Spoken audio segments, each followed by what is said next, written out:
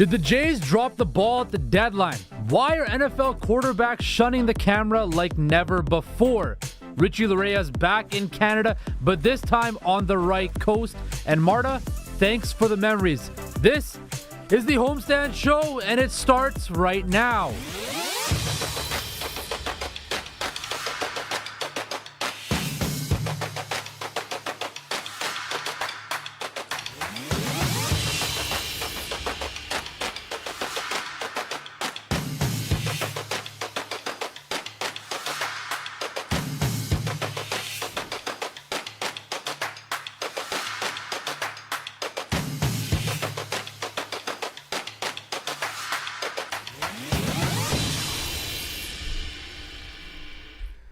What is up, everybody? Welcome to the Homestand Show. Justin Pooney, hi Albert, James Sharman, and Sean McCormick. Sean McCormick actually showed off his 40 speed there. Thank you. Ripping from the studio to control room to get James Sharman an IFB because James Sharman plugged his earpiece into a microphone pack. A mic, yeah. And so yes, he I've can been doing hear this job for 20 odd years, and I plugged my IFB into a microphone pack. The reason being, I'm a bit flustered, is because Albert Vitanian, who right now is on vacation in Mexico, enjoying a lovely excursion with his beautiful wife, is right now live on YouTube, watching the damn show, commenting, and I'm just right stunned now by this. And his first full day away, and he's watching us. That's commitment rather than right there. Doing what he's doing. That's commitment right there. I can honestly say I probably would not have done the same. Maybe Albert just doesn't know what to do in Mexico with all this free time, right? Does he want to? I mean, he's not gonna go back on a jet ski, obviously, again. He's obviously not gonna. He's commenting. He says he's actually on the John right now, and that's why. Hey, glad we'll help you out in some way, Albert, and everybody else watching.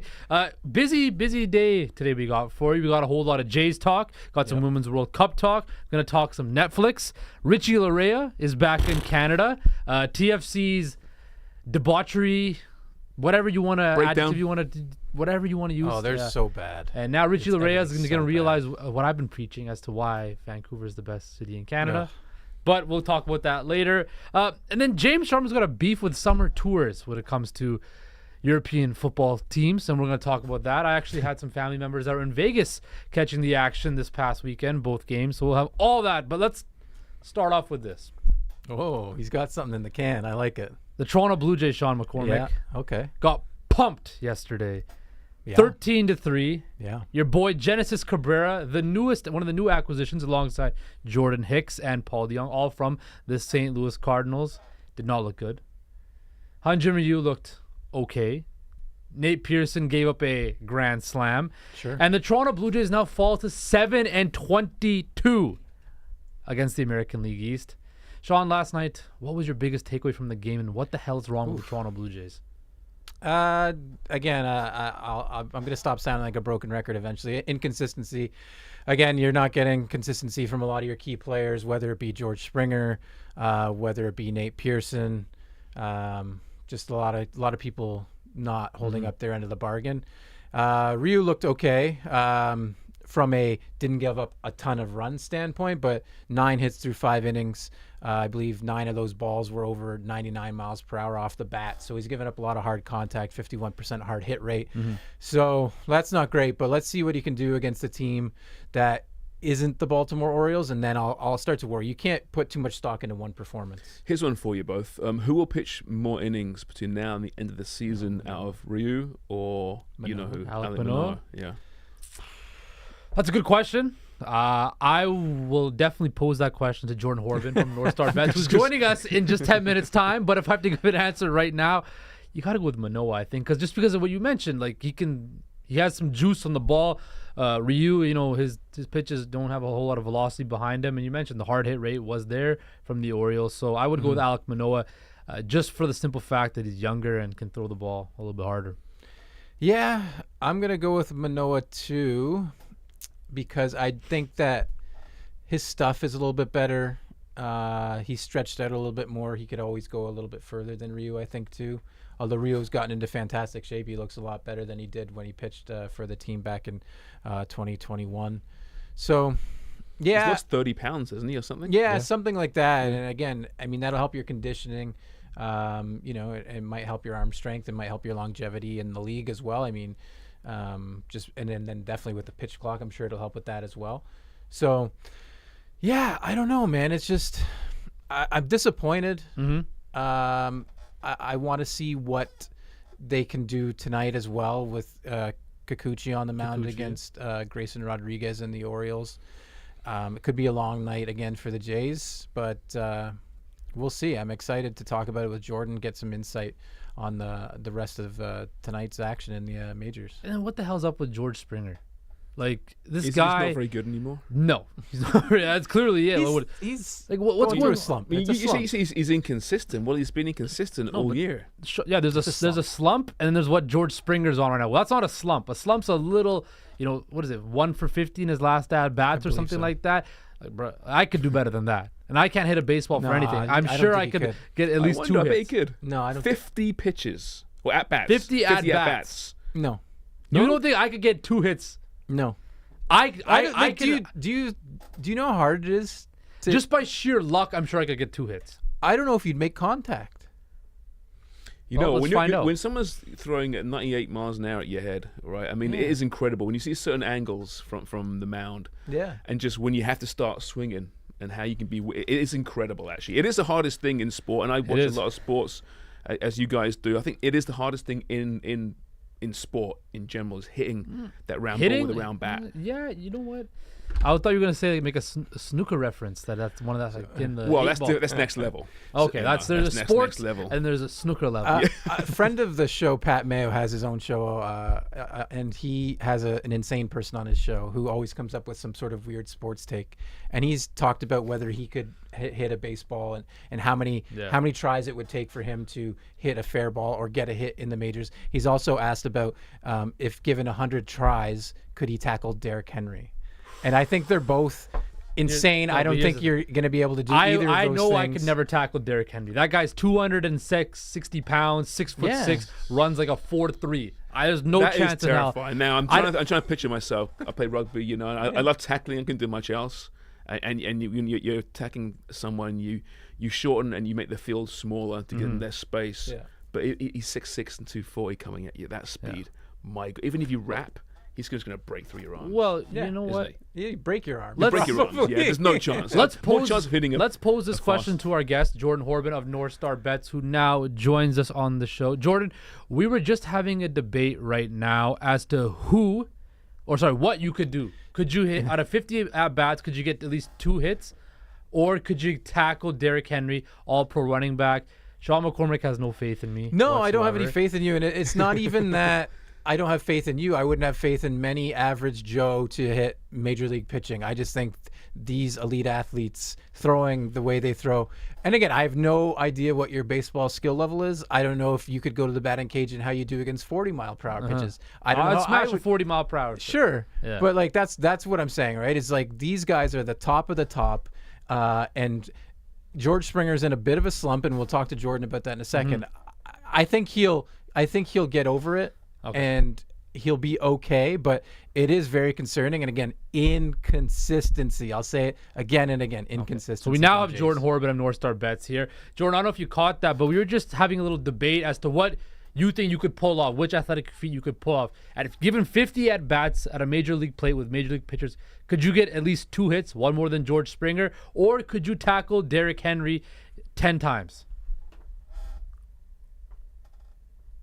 No audio. We have no sound, no audio. Let's try again.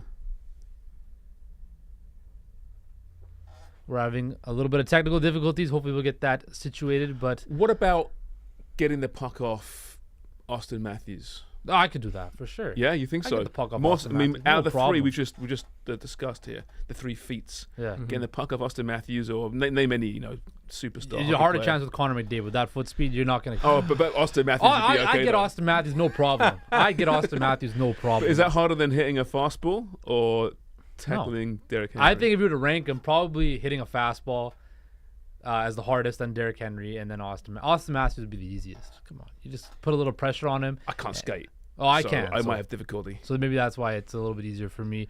But going back to the Jays while we wait for Jordan to figure out the audio issues, what did you make of their deadline deals and their deadline moves? Was it good? Was it underwhelming? They should have made one more move. There was no Teoscar Hernandez deal. We don't know what happened there. But do you think the Jays should have made one more move, James? Well, I mean, yeah, probably. I'm sure they tried to, but there were so few big bats moving over the deadline anyway. Obviously, tough deals to make. There's so many teams somewhat in contention, right? So there's less available. So I don't blame the Jays for not getting Teoscar or whoever they were going after. There's a lot of faith in this team and turning it around. And the bats before the season weren't considered the issue, and that's kind of evolved to being the issue. But again, at what point do we say, actually, they're not a very good offensive team? Forget the reputations, forget what we thought they were going to be. Right. They're just not. It's been 100 odd games of the season. By now, you kind of know what the team is, don't you? No, I mean, they're a good enough offensive team. It's just, again, when you look at things from a broad picture, again, you're seeing the Blue Jays in the last wild card spot, right? They still have the 8th best record in the majors. They do. It's just that is how good the American League is, and again, that's the problem. You have to overcome that in order to make the playoffs. It's not like that's magically going to change. But again, I want to say there's no panic, but I mean that in itself, you have to panic a little bit because now there's 3 or 4 teams crawling up, catching ground on you while you're struggling, and now you take Bo Bichette, the Jays' best hitter at least this season, out of the lineup. And now it's going to be even tougher. You've got, George Springer struggling, Bo Bichette's out, Brandon Belt struggling. Kirk has picked it up a little Kevin bit. Kiermaier got his bike stolen. He will not be riding his bike in the city of Toronto anymore. He did say that. Okay. If you're a true Torontonian, at some point you've had your bike stolen. So now it's a true. That's why I don't have a bike in the city of Toronto. Okay. You Try mentioned Jordan, panic. Let's bring in Jordan Horrobin back. Jordan, hopefully we have you now. I did ask you the question about do you think you could get 2 hits and 50 at bats or tackle Derrick Henry one time? I'm really interested in hearing your response to that, though. Sorry, can you guys hear me now? Yes, we good? can. Got you now. Yes. Okay. Technical difficulties. I was going to work in some sort of Ross Atkins trying to work the phone bit there, but we'll go with the Derrick Henry thing. I would have to say I'm going to try to tackle Derrick Henry 10 times. Major League pitching is so hard to hit. I think if I could just get his shoelaces, you got to go low. I'm not going to try to go high on Derrick Henry. I'm not a crazy man, but I would rather honestly try to tackle him 10 times. I don't know over how long I have to do that, if that's a season or a career, a lifetime, but I would rather try to do that than go 2 for 50, which I realize George Springer, he's making hitting look really hard right now, but it is really hard, and laymen like us wouldn't do so well. Okay, there you go. Let's pivot to the Jays deadline. We just talked about this. Do you think they did enough at the deadline to enhance their playoff chances, or was there still moves to be made out there, especially a guy like Teoscar Hernandez?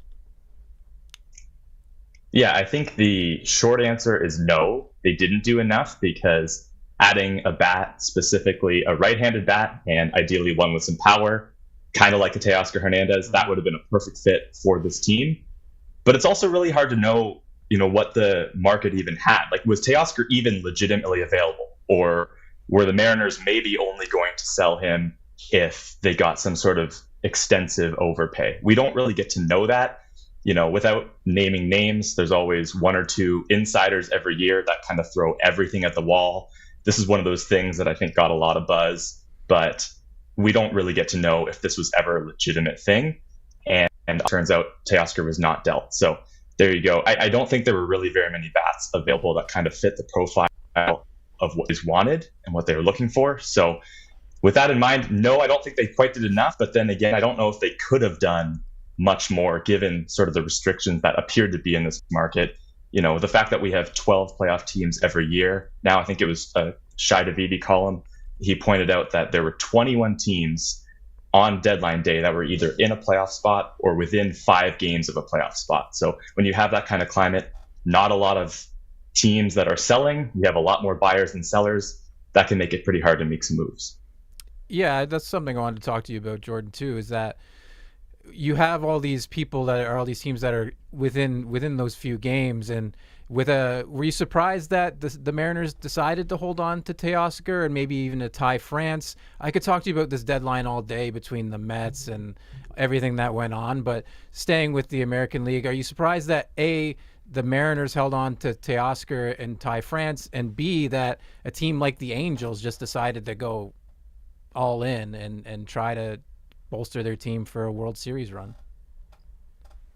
Yeah, I agree. We could do this all day. This was a really, really fun deadline. Just funny to say because, again, the Blue Jays didn't, they maybe underwhelmed a little bit. But yes, as to what you're asking, I am very surprised that the two AL West pseudo contenders, the Angels and the Mariners, that they decided, I guess we're in. I mean, the Angels have decided they're all the way in. I have the sort of unfun take that I think they should have traded Ohtani and just gotten as much as they could have for him, because I think it's more likely that he's not going to be with the team after this season. The Mariners, I mean, you deal your closer and then you keep Teoscar, you keep Ty France. That doesn't make a lot of sense to me. That's sort of a middle ground type of move. I don't know what to make of that. At least the Angels, we know they were going for it full bore, and adding Grichuk, adding Crone, adding Giolito, and adding Reynaldo Lopez. So they made a lot of moves that said, hey, we're going to try this because why not? We still have Shohei Ohtani, and ideally Trout comes back in August. The Mariners were a little more middle ground, and if I was part of that fan base, that would be very confusing for me. Yeah, as a quasi-Mariners fan, I guess I kind of am confused. Yeah.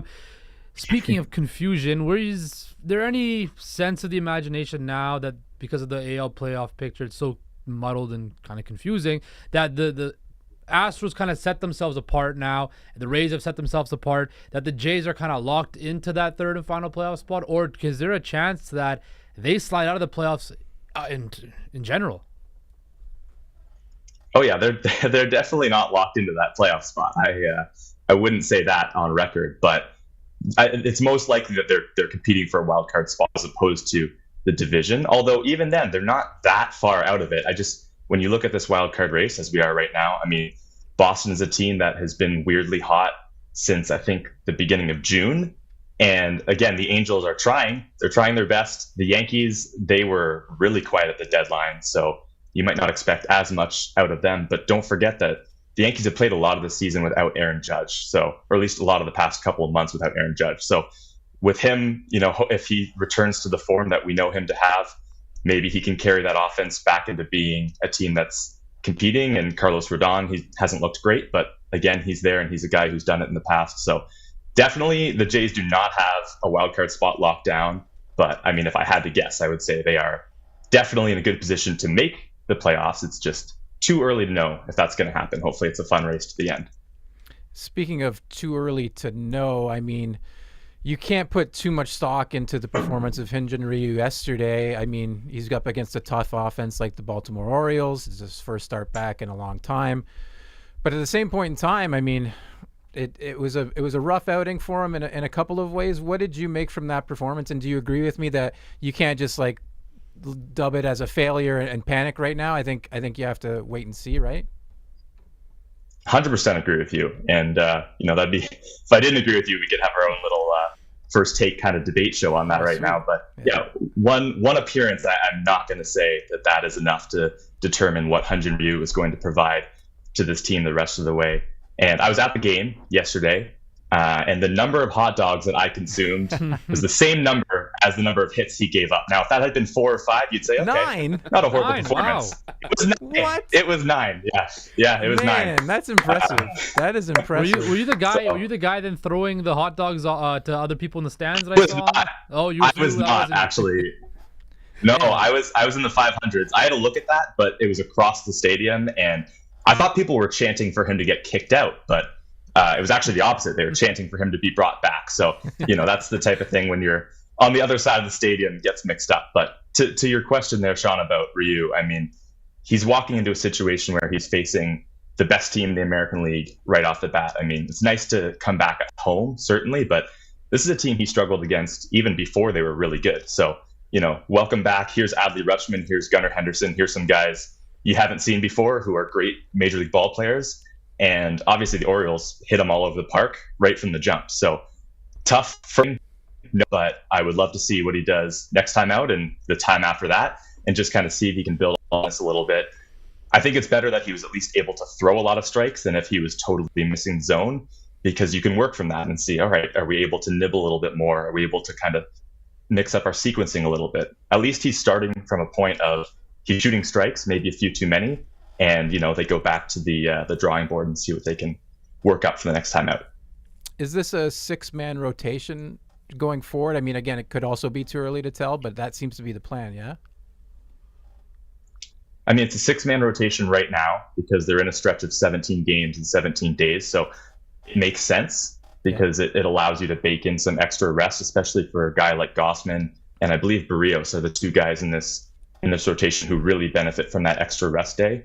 But I don't think it's something that you would want to carry on for much longer after that as we get into kind of the meat of September, especially.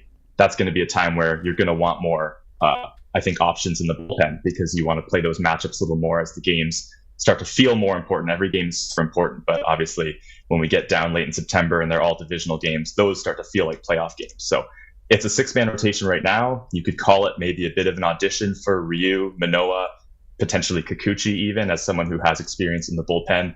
I don't think we're going to be able to keep all three of those guys in the rotation come September, or at least mid-September. And there will be some interesting decisions to make by that point. Jordan, before we get you out of here, last question. What's up with the Jays at second base? Is Whit Merrifield going to be your everyday second baseman? Is there still going to be times we see Kevin Biggio out there, which I think is an absolute mistake, having a guy who can barely hit over 100 still play? But what do you think the Jays' outlook is for second base for the rest of the season? I mean, I think Paul DeYoung has a shot at that, and then Espinal, really. I mean, if you look right now at the way Fangraphs projects it, they actually have Espinal taking the lion's share of the plate appearances from second base. So potentially his spot, but I mean, he's not hitting well at all. So I think DeYoung, he has an opportunity here while Bichette is hurt. And of course, we hope that Bichette's not out for very long, but DeYoung has an opportunity to play shortstop and ideally get something going with the bat. And then I think from there, second base just becomes, because it's not a position where defensive value is very prominent or very notable, it becomes a situation where you can just try to ride a hot bat if you have one.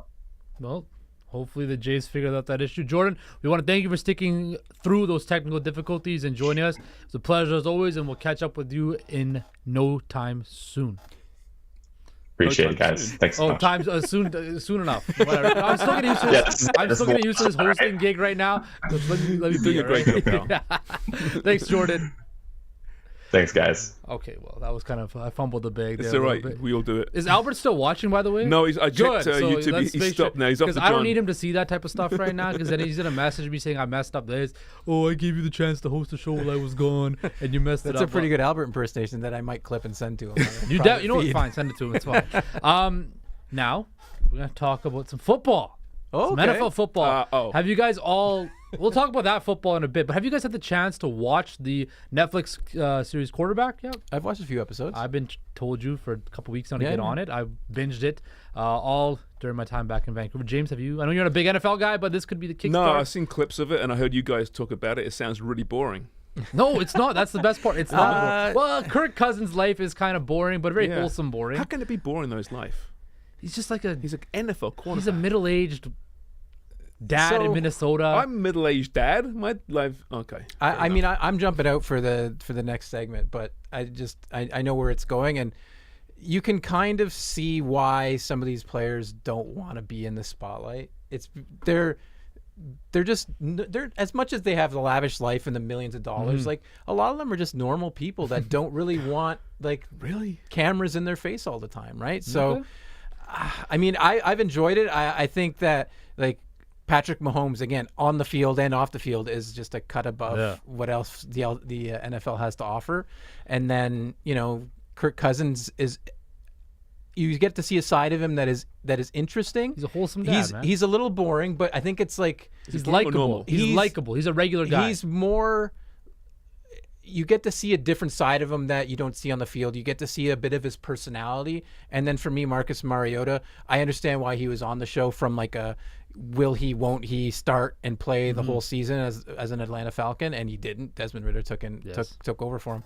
But man, spoiled it for everybody else that hasn't seen it. Yeah, spoiled real life for people. Sorry. But you know what I mean? He is boring. And I'm only a few episodes in, and I haven't enjoyed really his parts, but he seems like a nice guy too. So I believe that all players should never turn down the opportunity to get in front of a camera and showcase their life and open up the chance to cross over. So I did a little in-depth dive into why quarterbacks should take this opportunity.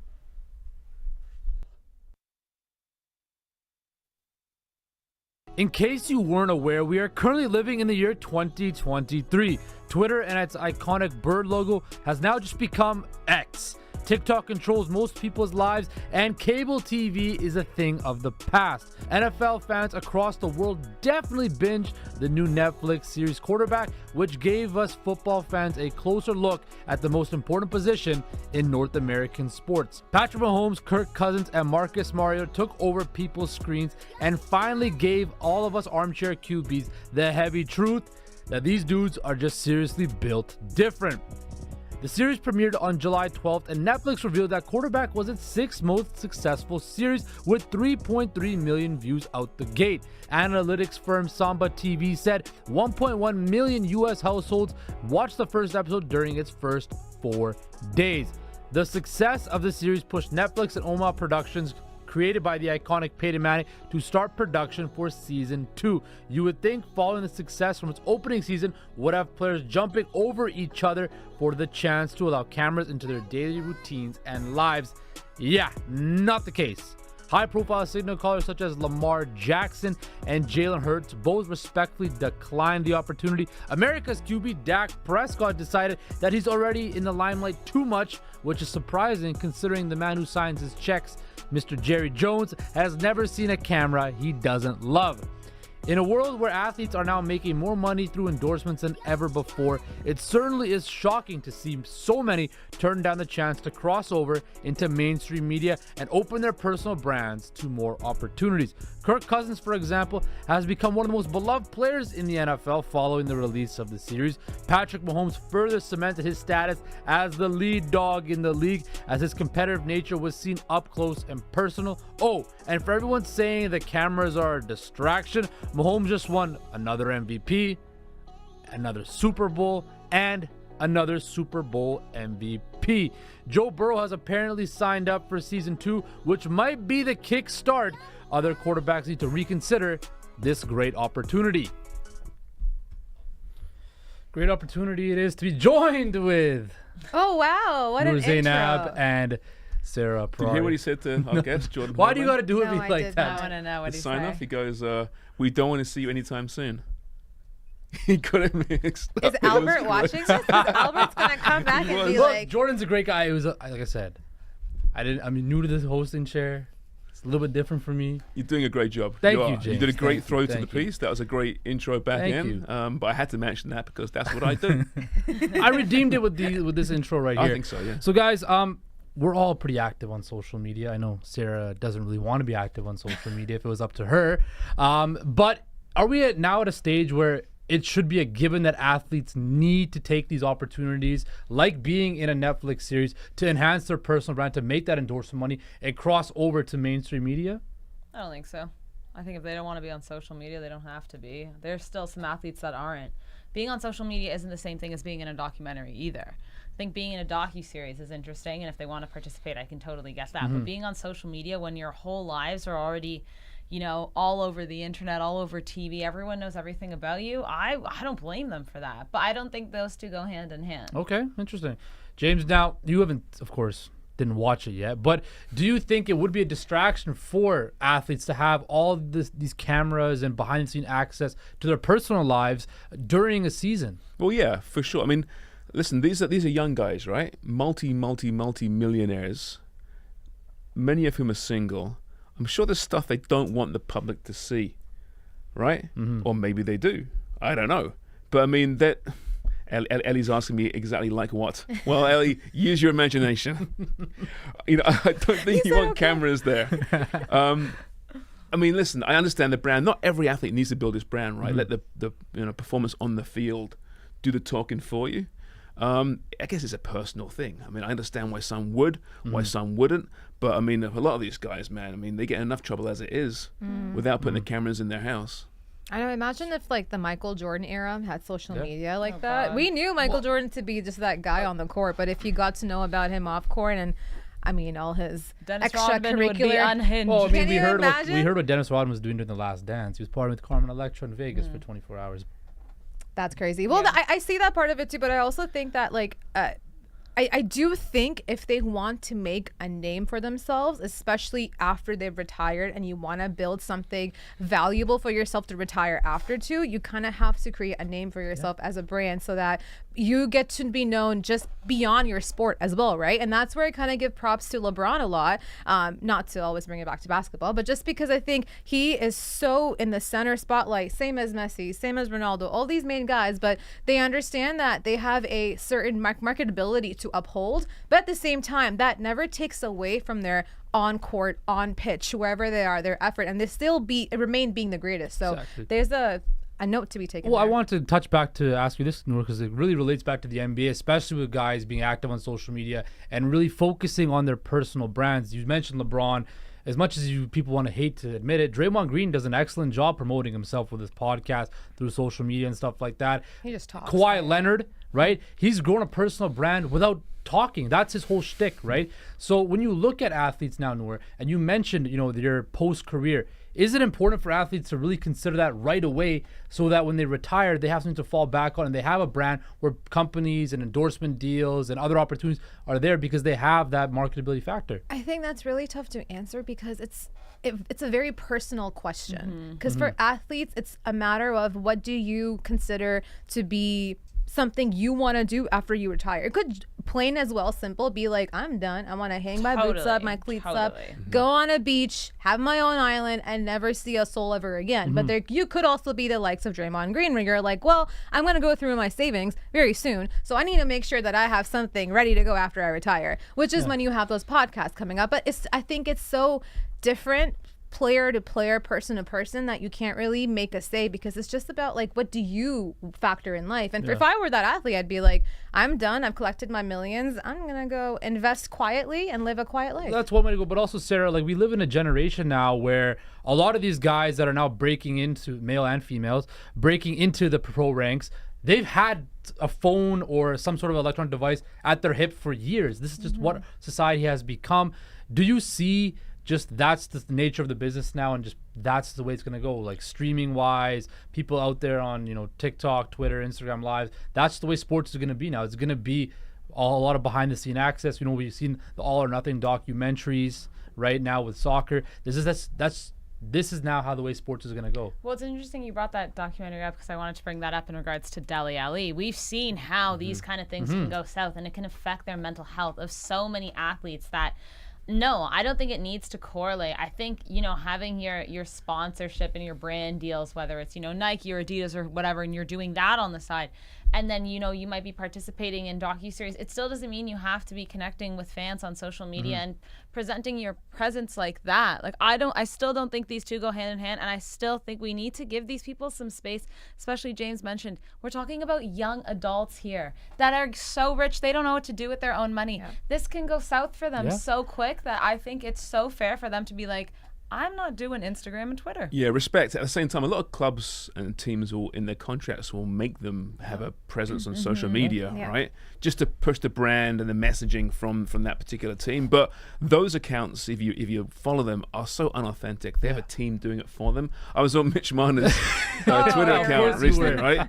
Nothing against Mitch Marner, right? Some nice wedding pictures and stuff. But I mean, clearly it's not him doing it. No. Yeah, and there's nothing real. Messi's the same way. Yeah. And most of these guys are like, oh, really? There's pushing products and pushing brands themselves, but it's not really them. It's very rare that you find an athlete who actually puts himself out or herself out there. Well, we saw Ja Morant put himself out there on social media. You do get some. Look I what think happened. the younger That's a great point, though. exactly it. So maybe they shouldn't be. Your point has just been taken away. No, but so what I think is, especially with the Netflix documentary series, we know how the mass appeal of what Netflix is now. Binging TV and that whole culture is so big now, right? And people are, they said it themselves. 3.3 million people watched the entire series in the first 3 days, right? In the first 4 days, we have nothing to do, eh? That's. But it's again, when you have, football is king in America. We know it was going to do well anyway. But when you get that behind-the-scenes access to see your favorite athletes, like a Patrick Mahomes, Joe Burrow is going to be on this next series. I'm sure if they've done it in soccer too. The All or Nothings. That's why they keep having a new season every year. They did one with the Toronto Maple Leafs. We've seen stuff behind the scenes with the NBA as well, where people and fans, we love to consume content with our favorite athletes, our favorite sports, and to see the stuff that we can never see. That's what the appeal for us is. And if I'm an athlete and I see that, and if I can monetize myself and grow my personal brand and make money off that even more, absolutely I'm going to take the opportunity at that. That's just a time and place we are in society now where you have a finite period of time as an athlete to make a whole lot of money. And I think you have to take every chance you can to get the bag. Sure, but you shouldn't be obligated to have to do it. If you don't want to do it, you shouldn't have to do it. Right? You're talking on the field of play. Yeah. I totally get why they would be on the Netflix documentary or be on. I do, but you shouldn't be criticized for saying no. Yeah. Because I mean personally, if I've made 50 mil in the bank, do I need another That's exactly 10 what mil I'm thinking. from social media? But that's so the Absolutely. difference. I was thinking about it when Justin was saying it. Justin is so that kind of person that would be like, if I can make more money, if I can be front and center and attention, we're like, yeah, I feel like if I were like super happy, I'd be like, I so don't want to do anything else. Like, keep me off Leave me of it. alone. It's a very personal thing. The thing is, like, I think the team stuff, at least with like football, like we've seen like the behind the scenes with like, the Spurs and Barcelona even had a documentary as well. And it was like everyone, and it wasn't just necessarily fixated on one person. Right. Those to me, I think would be a little bit more where they're like coming to training and stuff. Like you don't necessarily have to go out of your way as much. And often it wasn't the stars that shone in those documentaries. Yeah. It was the lesser known players. Yeah. And maybe they want to get more of a platform. Sure. Right? That's If true. you're a superstar, do you really need it anymore? Yeah. But I mean, I remember watching the Man City one, and who was it? It was my brain's. It'll come to me. He wasn't Ashley Young. It was someone like that. And he was like an average player, decent career, but he turned out to be the star of the show because he was the leader in that room, and no one would have thought that. He hadn't seen his documentary, Yeah. so he saw his whole. It'll come to me who it was. It will. It will. Yeah, probably next week or sometime. Should we slide over to the Women's World Cup now, where one of the most shocking results I've seen in a very long time. The Jamaican women are on to the round of 16 after drawing Brazil 0-0. It was the end, potentially, of an illustrious career from Marta. FIFA actually tweeted out a wonderful tribute to the Brazilian legend, and it kind of, almost brought a tear to my eye. So let's check it out. Don't believe that. Sem dúvida é momento especial e a gente tem que aproveitar. Pede apoio, mas a gente também precisa valorizar, sabe? Lógico que emociona, o momento é muito emocionante, no sentido de valorizar mais, valoriza. Eu queria estar sorrindo aqui, ou até chorando de alegria. E eu acho que é esse o primordial, a gente tem que chorar no começo para sorrir no fim. É querer mais, é treinar mais, é se cuidar mais. É estar pronta para jogar 90 e mais 30 minutos, quantos minutos for. É isso que eu peço para as meninas.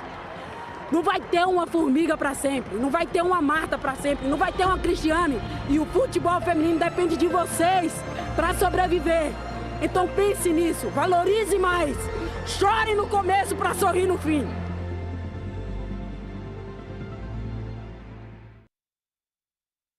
If there's one word to describe that, passion. Passion, yeah. The passion, and you could see it in her eyes during that video. Just the passion and the love for the game that she had was unmatched, unprecedented. Sarah, What an ambassador for the sport, right? Exactly. What a leader. Exactly, an ambassador for the sport. Sarah, we'll touch on the game in a minute, but just tell me what your lasting, or try to sum up Marta's career to you. In a few words, the stage is yours.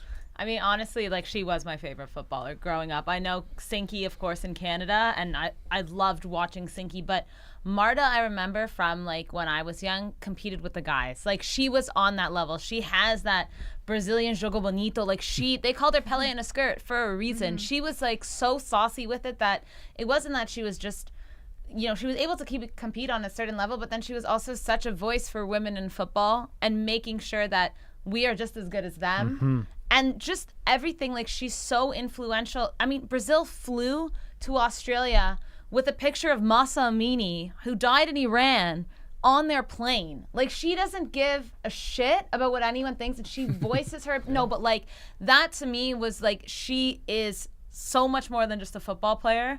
And I'm so happy for Jamaica, but truly, I was really hoping that Marta would finally take a World Cup home because she deserves it. Maybe not the rest of the team, but Marta, man, like she has been so influential, I feel like, in all of our lives. Pele is Marta in pants. Yeah. Hey, there you go. like No, but she did transcend the sport, the women's Yeah. sport. I think she really did. Yeah. And what she accomplished, and you're right, didn't get that World Cup.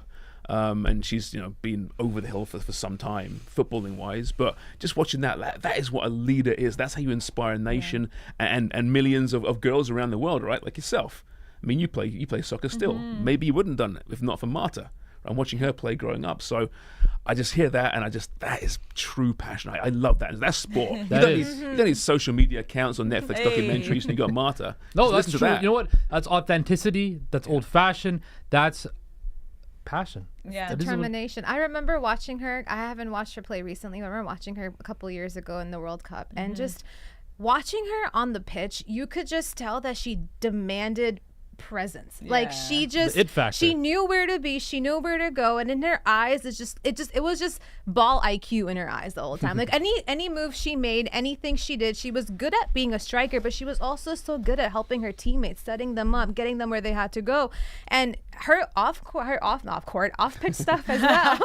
Jesus Christ. Off pitch stuff as well. Like I think she's an ambassador for the agriculture to make sure that we can remain green. Like everything she did on pitch and off pitch really, I think, showed us the person that she is. She used her platform for good, which a Yeah. lot of athletes don't necessarily realize. Like, I'm on this level, I can do something with it. Absolutely. And she really did. You see athletes sometimes get in politics, and Yeah. really, well, she's one that could get into politics Absolutely. in Brazil. A true ambassador of Brazil, the game.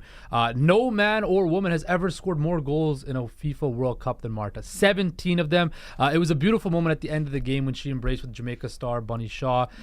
Jamaica, on the other hand, a side that had to have a GoFundMe page to fund this side. And How do you think the JFF are feeling after that? Now That that is their team's gone through, and they're just like, absolutely.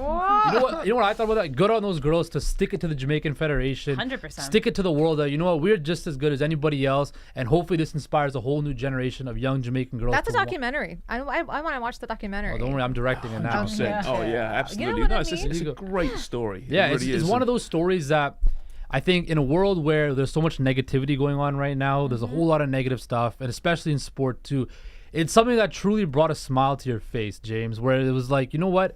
There is some good and some righteousness and something right there in the world. But it also shows the issue with women's sport, though, Yes, still it does. around the world, and how a team like Jamaica, clearly a good team, can't get the right funding to go to a World Cup. I mean, we complain about Canada, and there's big issues within Canada, we know that, but they didn't need a GoFundMe page. No. Yeah. I mean, that's unbelievable what they had to do to get to Exactly. this far, and to now be one of the stories of the World Cup and get this far, and it's just a wonderful story. It's been a great World Cup full of stories like this. So yeah, it's really sad to see Brazil and Marta say farewell, but the silver lining is that a team like Jamaica is rising. Yeah. And women's soccer, and they're playing Canada, by the way, They in are. September For Olympic home and away for Olympic, Olympic Who's winning that qualifying. game? Yeah, That well, is right going now, I to probably be put a my money tough on one for Jamaica Canada. to win that one.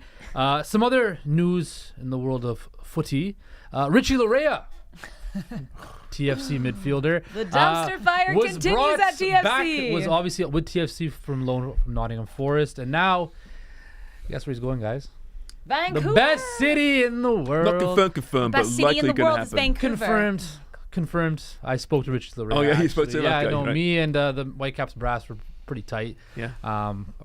Me and Vanny are like on speed dial, so he told me that Richie's coming. I actually messaged Richie Laryea if you needed any restaurant recommendations and stuff like that. But James, another dagger in the heart of TFC fans for a season, a year that's just been so doom and gloom.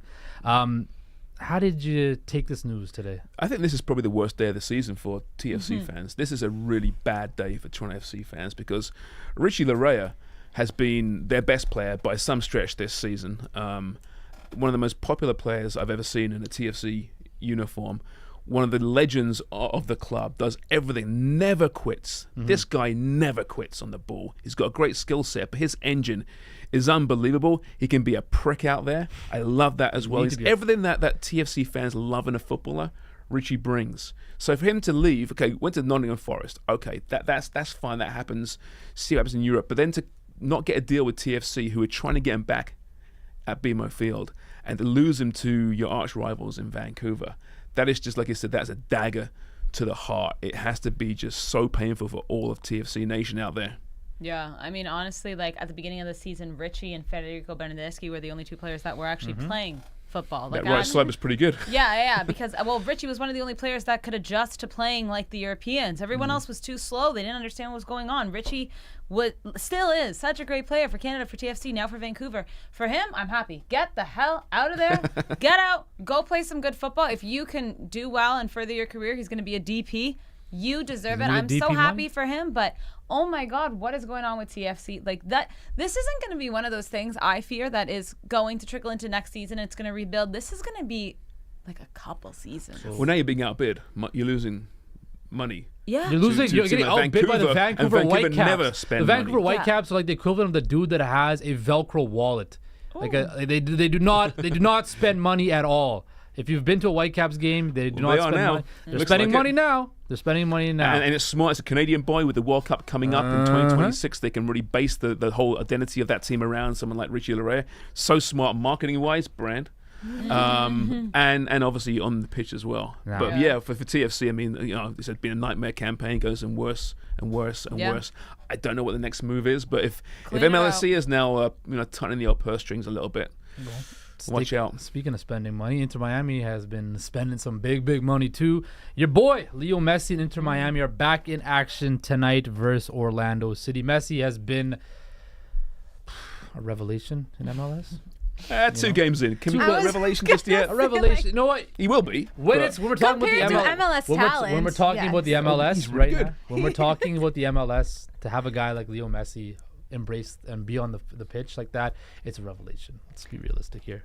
I'm really excited to see Jordi Alba play in this game. Messi, Jordi Alba, and Busquets. Perfect. Nice old Barcelona squad. I was going to say, they're making a little Italy, little Barcelona over there for you. You a little Barcelona? Yeah. Little Barca? Yeah, no, I'm excited. I will be watching this game. It's so funny because James always keeps making fun of me, but I actually I'm looking to when Miami is playing now just so I can watch Messi. And you better believe if he gets subbed up in the 70 minute, I will be turning out, right? I want to say this though, just show you how it's amazing. So Orlando City, they play tonight, right? Yes. They are 19 points ahead of Inter Miami in the standings. 19 points. Let's see how it right? goes. But the odds have Inter Miami at minus 152. Minus for the win. 150. Messi Orlando effect. plus 365. That's the Messi. Do we effect. have what's Messi to score? No, I want to ask you this question that's here. it, I don't know huh? if you saw the video of all those fans leaving when Messi got subbed off, Yes. right? Would you do that at a basketball game or any sporting event for your favorite? Say, for example, some crazy situation where Kawhi Leonard came back to Toronto and actually played a game. No, with you the can't Clippers. use Toronto. That's Okay, not fair. we No. don't use Toronto. I want the worst team. Who's the worst team in the NBA right now? You gotta make the. Okay, so TFC gets Fernando Torres. No, but he's Fernando old and Torres. retired. That Justin, it doesn't matter. It's for me. It's my scenario. No, I it get to doesn't- make the It's rules. actually my scenario. I pitched the question. Okay, to you. but if you want to make it count, that's how it All right, counts. fine, go okay? about it. Go But if that game were on. the case, I think had the game looked like it's already won, I need to go beat the traffic. I'm gonna be stuck on the Gardner. I might leave 5 One of minutes those early. people, eh? See, I stick it out through and through. No, I but stay. I'm with you. No, I'm with you. With no, sports no. events, I'm you lying, stick I'm it out. lying. You I have to. don't do that. I don't wish, need to but sit guys- through an MLS game that I would never be watching if Messi wasn't there. I will say don't this. think I would never leave a Barcelona game. I would never leave a Can we European talk about game. how Pereira here has changed her whole life and outlook around Her one weekly MLS schedule is team? built around an MLS has my life team. actually changed? Still follows Messi. Wait, still following Messi. And But we'll It's still different follow. times of the day, though. Yeah, I will it say works. this It works better with my schedule now. Appreciate that, Messi. Appreciate that. But I will say this: I went to 2 CFL games in the last 2 years. I've left at halftime at both. I went to one Jays game this year. I showed up at the 4th inning, I showed up at the 6th. and I left at the 7th inning. But if it's Sports but look, for a Home rap, of- But I will say, for a Raptors game, I've learned. No, I haven't learned. I watched other people learn the hard way because I always stuck around. I was like, I know this team. Because you could be down 20 points with 2 minutes to go, but you never know. It could be that one player that changes the course of the game, even pushes into OT. You might lose, that's fine. But if you have a 20-point deficit, you go into OT. Do you ever want to sit there and say, shit, I walked out of that Right, game. exactly. You don't ever. You don't want to It's do sport. that. Anything can happen. Messi to score -167. Insane. Plus 250 to score first, and plus 330 to score 2 or more. Happy days. All right. I'm taking the plus 350 on I Messi think to so, yeah, score. I'm Now, with let's end this show with some beef that James Sharman It's not had. a beef necessarily. It's maybe it grinds your gears a little bit. Okay. oh yeah. So, around North America right now, the biggest clubs in European football, I've been touring around for training camps, preseason, getting ready for the season, playing friendlies across North America. There's a bunch in Vegas. I think New York had a few. LA. So, this begs the question: would you spend money or spend time on it to watch TV, these preseason games that don't mean anything? I don't think that those are different questions. Like when Roma came here, I went to go see Roma play. Mm-hmm. When am I going to see Francesco Totti play? Like, of course, I get everyone filling up these stadiums. And the only game I watched was El Clasico. I told you, but I haven't Wasn't been El Clasico. watching. Yeah, it can't be El Clasico. It's a preseason game. Yeah. Well, what do you call In Real the Madrid and States. Barcelona? El Clasico. Nah. There's no stakes involved. We argued though. about this last year, by the way, if you remember. Yeah. And I will die on this hill. Barca Real Madrid in where was it? Was it Vegas? I Where wanna they No, play? it was say- in, I think it was in Houston. I think Where- it was in wherever it was, in Texas. the was States, it in the New- preseason, was is not it El New Clasico. New Jersey, No, it was in Texas. Texas. Wherever I it think was, last it year wasn't was. in Barcelona or Real Madrid. Yeah. So It wasn't that at the ain't- Bernabeu, that it ain't wasn't El at So wait, Clasico. if Barcelona and Real Madrid play in Berlin for a Champions League final, that's not El Clasico? Well, the Champions League final. In Okay, the okay, no, proper no, season. levels. No, I completely agree with you. For me, it's more so just being able to see, like, I miss club football so much, and this totally isn't the same, but Barcelona Real is such a massive game. I'm trying to get a look at Jude Bellingham. Sure. Still, Ilkay Gundogan. I want to see the guys kind I'm of... with you. If you're in North America and a big team comes to your city, you Yeah. go. Yeah, I'd pay money. No, but they of don't course. mean anything. Like, I know Manchester United But have when lost... they try and frame, when these are mini tournaments and they try and frame it as something important, it's like, no, Well, it's not. It's Well, not that, that. those And- Tottenham fans are holding on. all I saw today was Alexis McAllister limping off the field at half-time for Liverpool against perfect. AC Milan. Oh, my Love. God. I don't know. If really? I made it to a TFC preseason game where Liverpool was here, I expect you to show up there too. No, but that, you know what I mean? Of That's course, exactly if they that's how come it is. here. Yeah. And for the fans that are there, of course. totally Look, get it. It's but great for the game. It's great for the- 85,000? Yeah, to Something build a like game in the No, States, but- but But there's The a lot of narrative- fans here too that we don't realize, right? Like They never- How they do you barely get to come watch a game? It might be a preseason. I get it. It's not the most exciting Oh game, no! but If like they're coming here, you're yeah, going. you're gonna go. 'Cause, How, yeah, it's a, yeah. how do no, you for spend the sure. money to go all the way there? Also, But- don't forget the pounds conversion. That's gonna take a hit as well if you go to a UK and watch a game there. So if you want to Oh, have yeah, your team travel, come yeah. here, it's a little bit easier to get that gist of it. No, but I think the point is that like going and watching it is totally like if you can go because it's still fun. You get to see like your favorite players, your favorite team. But I think it's James is saying like the narrative, like all the news stories about the preseason, like no one's taking this seriously. Manchester Well, it's United preseason. lost 3 games in a row, and everyone's like, Manchester United are gonna struggle. I'm like, well, let's get into the first week of the We'll Prem see. and talk. No, I Ben mean- Simmons makes a 3 in the preseason games. You can't Did he? take that Did he actually seriously. make a 3 Yeah, in you're not preseason supposed to. Yeah, he's done that before. So you can't take that stuff seriously. that shows This you where is Ben nothing, Simmons' game you is know? at. But Not important. I think, look, they need to start bringing these games to Canada. I know I went to Whitecaps versus Manchester City back in like 2011. When was the last one? It's been a while, huh? I honestly Roma, think I Was it honestly Juventus or think Roma? Roma Juve was were here here. in 2010, 11. no, because the Man City was here at some point. Man City too. came That's where I to went. Vancouver in 2011. Liverpool was here. That was at the some last point time. as well. Liverpool. Steven Gerrard was here. Benfica was here. You know how to make some money? Canadian Soccer Federation start trying to get these teams to come play and sauce you some money. But I don't know. Look, Maybe it's not a big enough stadium, you know. Honestly, with No, there's- 30,000 at the BMO, You could get BC places 55,000. You could probably. They would never play at BC Place We're on we're turf. getting grass. So then for the get World grass Cup. and then talk. Get Now we're grass talking. and We're talk. gonna get grass. That Like, makes they sense. can't compete. Yeah, no, they actually can't. Like it's insane that they play. I can't even get They into sold it. out Allegiant But- Stadium, the home of the Super Bowl. Yes, for on the weekend for Ace. Welcome to the biggest sport in the world. I'm not denying that. I'm not No, denying but that's that. the thing. That the States has those massive stadiums. That Canada does it, and also like the population. I get it, but like it sucks because so many people I know like have driven down to like Michigan to watch games Yeah. and stuff Yeah. because that's the only way they're gonna see, you know, whatever Barcelona, Real Madrid, or whoever it may be. Anybody else got anything else they want to say on the show before we end it? No, I mean, Speak it's now, gonna be a forever short show hold your today, but peace. didn't they? See, we always find a way. We always find a way. Stretch you it know? out. Because Justin has he's got to get like 100 words off a minute, so he's gonna make sure the show goes long. Right? Sorry, This we is- miss you, All right, Albert. Messi to score tonight. Messi to score 2 tonight. Blue Jays are playing again tonight.